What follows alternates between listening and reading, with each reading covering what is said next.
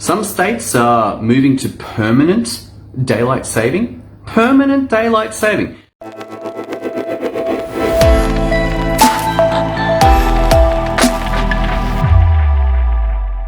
What an interesting concept. Now, I live in a place where we got daylight saving, but about 2 hours up the road is another state that said, nah, you know what? The daylight saving thing, we don't want to do it. So on the eastern seaboard of Australia, all the way down, which is in the same time zone, except we routinely run on 2 separate times. Now, I was in a business call with some buddies and they were like, guess what some of the states are doing over here in America? I'm like, what? Moving to permanent daylight saving. I was like, wow, what an interesting concept.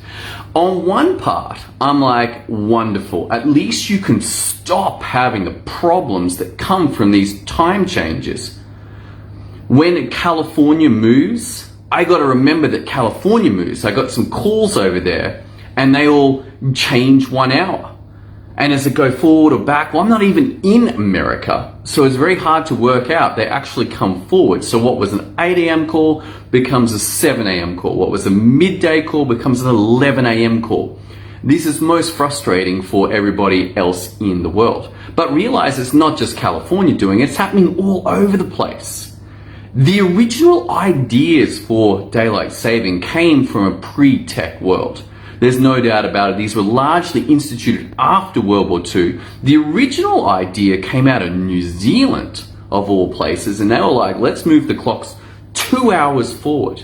Now, I'm not such a big fan of daylight saving. You see, I think that we're all growing up now. We're all able to work out, hey, if I want to work from 9 to 5, I can work from 9 to 5. If I want to work from 8 to 4, then I can work from 8 to 4. If I want to do from 4 a.m. in the morning until 7 at night, good for you.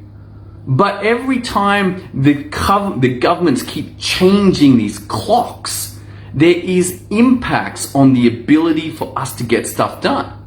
I don't mind if you go to work at 10 a.m. Like, that's your business.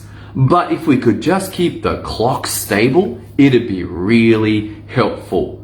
Unfortunately, our world, as Russia is finding out right now, is highly interconnected, and all of these changes, all of these things that keep moving that are not that important. Whether the sun lines up with midday directly overhead, or whether you want to line it up at 1 a.m. or 1 p.m., whatever time, doesn't really matter. It does not matter. What matters is that we have a consistent clock that I can work off, that you can work off, and we don't mess up on the time zones because we have an outdated idea. So, my thoughts, congratulations on moving to permanent daylight saving. It is far better to have a permanent time change and just run like that. My actual take on it, why do you even bother? Just get rid of daylight saving. The people who want to get up early and start work early. Those who want to get up late and start work late. This actually could be extremely helpful for us as a society to say, you know what, let's stop messing with the clocks.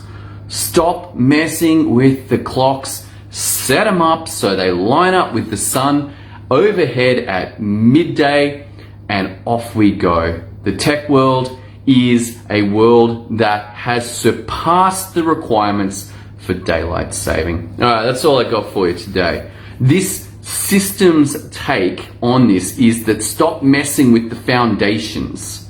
Stop messing with the foundations of time so we can all get more done, and then enjoy the sun in the morning. If you like it in the morning, enjoy it in the evening. If you like it in the evening, and we can all just grow up. All right, that's all I got for you. Look forward to seeing you on the next episode. So continue this journey into the power of systems to create results. See you then.